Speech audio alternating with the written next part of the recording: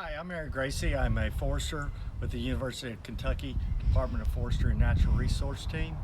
Today I want to talk to you guys a little bit about basic pruning for homeowners. It's getting that time of year where people are thinking about cleaning up their yard and shading up trees. So first topic I want to talk to you guys about is just the basic tools that you would need to do some basic pruning around the house. The first is a hand pruner. This is considered a bypass hand pruner because the blade actually bypass.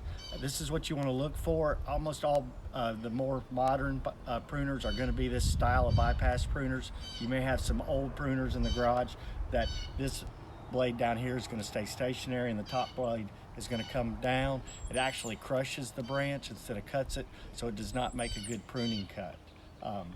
You want to make sure you get a good high quality pruner because these things last a lifetime, and a little bit of extra money spent on the front end will go a long ways.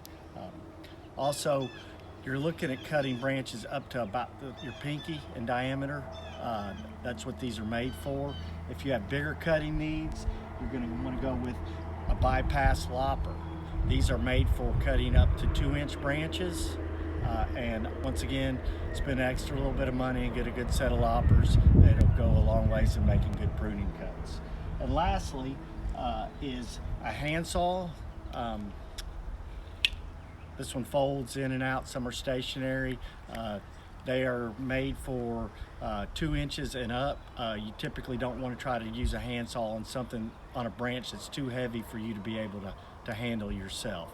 Also, there's a lot of good power tool, battery operated power tools now, and they're making some sawzalls where you can get pruning blades on those for those battery operated tools, and those would also, if you would rather go the power method, that would also be a good viable option. Okay, so we went over the basic tools, and now we're going to show where to make your pruning cuts. So we have a ginkgo here, and I've kind of evaluated this tree to some degree, and this branch right here is rubbing into these other branches. So I know that this could potentially cause a wound in that tree at some point in time just from the wind and the trees rubbing back and forth. So this would be a good candidate to prune. And what I'm going to look for is what we call the branch collar. And it's this raised wood that is along the bit larger stem of where that branch comes out. So what I want to do is I want to cut just on the outside of that branch collar. The branch collar actually has wood cells in it that allow this pruning cut to heal. If I cut into that branch collar, then I remove those wood cells, and it eliminates that tree's ability to heal this pruning cut. So I see the branch collar. I'm going to come in here, and then on my bypass hand pruners, I want the blade side closest to the tree. That way I'll have more accuracy in making that cut.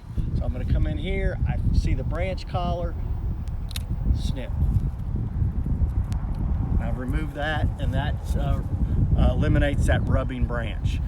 You can also see if we had a larger tree, larger cuts, the bigger the limb, the easier that branch collar is to find. That's a real pronounced branch collar right there. Same principle, you're going to make sure that you're cutting just to the outside of that branch collar. Okay, so next little topic I want to talk about is pruning young trees. Typically you would not have to prune a young tree. This is a 3-year-old poplar seedling. Unless you, some of the cases that you would have for pruning a young tree is if you have a broken branch or a dead branch, it would be wise to go ahead and remove those branches. But in this case, if you look around this tree, and a lot of times you have to look from all angles, is that you'll notice that this is the central leader, and then these two side branches are nearly the same height as this central leader. So at this point in time, these side branches are competing for dominance with this central leader. So in this instances, I'm going to remove this branch and this branch to ensure that this yellow poplar maintains its central leader and continues to grow with proper form. So like we talked about before, I found the branch collar, snip, branch collar, snip, and as you can see, it's got a good strong leader now. It looks a little out of balance, but as that tree grows, it'll shape up and be real nice. Okay, so now we're going to use our loppers to make a lopper cut. The principles are going to be exactly the same as the hand pruner. On this branch right here, when it's in full leaf out, the weight of the leaves are lowering this to the point where I'm having to duck to mow around it and to walk underneath it. So I made a note to myself last fall that I wanted to remove this branch for the coming season. So I'm going to come back to this branch collar, and I'm going to make the cut. So some people might be asking, well, why don't you just cut it out here? The problem is there's no healing wood and when you cut a branch off in mid-stem. So that's why you always want to come back to a junction to where you have the branch collars.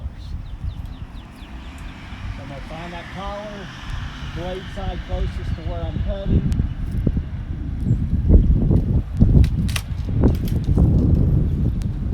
And make the cut. All right, so the last cut we're going to talk about is with the handsaw. And typically these branches start getting weight on them, to one, that they're hard to control, and two, they can, the cut's not done properly, the bark will rip, and it will rip through that branch collar, which we're trying to protect. So we actually make a 3-step cut. It's 3 cuts. I'm going to start with an undercut, and then I'm going to cut here, and then that's going to break off, but instead of that bark ripping all the way through, it's going to stop where I made that undercut. So those are the first 2 cuts, and then my last cut is going to be back here at the branch collar. And one thing that's good about this cut is they don't always aren't perpendicular to the ground. So sometimes on this one, I'm going to be cutting almost with the ground. It's at an angle cut. So we're going to start that. Like I said, we're going to start with the undercut.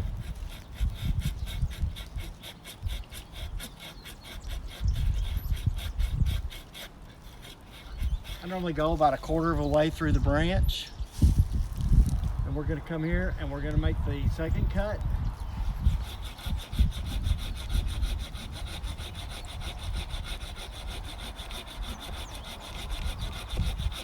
You cut all the way through. See how that was ripping? So if I don't have that undercut, that would rip all the way back through to the bark collar. So then finally, it's just your last cut, and I'm going to follow this angle.